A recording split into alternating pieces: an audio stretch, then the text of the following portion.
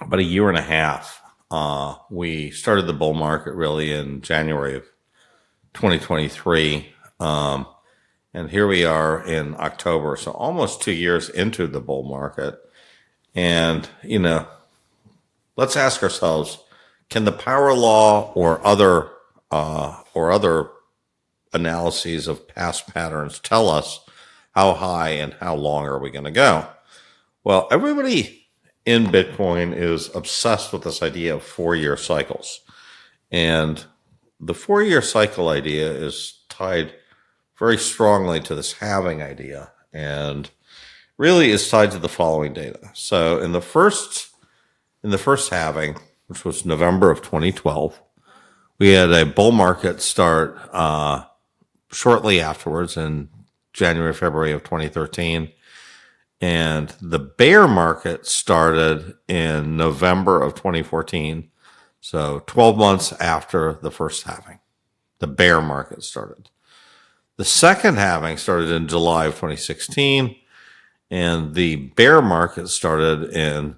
So I think really there's two fundamental questions, and I posted these in a Twitter tweet.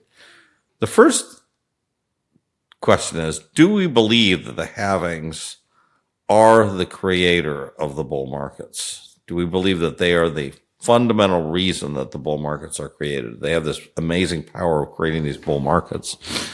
And second, do we believe that this bull market, like the last three, will end very quickly? Okay.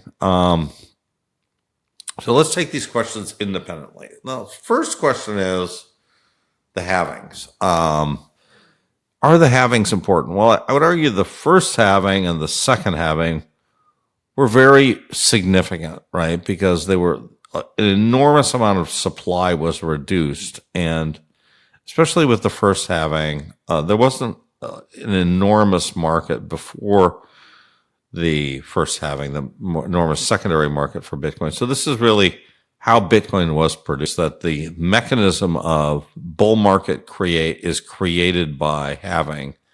Not so clear, right? So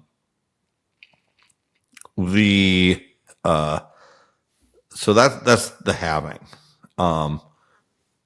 Now, what about the sort of the length of the bull market, right?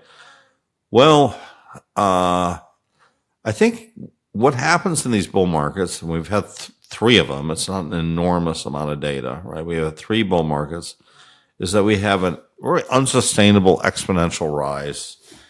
And it really is exponential. And I think Giovanni's pointed this out very well. It's going up by 1% per day. And it's this sort of exponential thing. The bubble will pop. You know it's going to pop, and it does pop.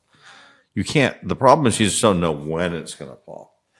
But if you get into this I do think the math tells us with the power law, the kind of 500,000 would be kind of the top, in the next couple of years. Why? Because 500,000 would be kind of 2 times trend line. And we've never seen any of the previous bubbles go beyond 2 times trend line. Just doesn't seem likely. And it does seem that if anything, the percentage to trend line seems to be diminishing. So I would say 500,000 would be a high. It's still within the power law. It's not like all our models are going to be broken because you hit 500,000. But it could happen, right? And if it happens, when it breaks, I do suspect that just like any bubble, we will revert back down through the trend line, and we will stabilize at something like 1 standard deviation down below. And that would be just extremely painful. That would be a 75% retracement from the high, percent increase in 2025 or 50% increase in 2025, and another 40% increase in 2026, or maybe also in 2027.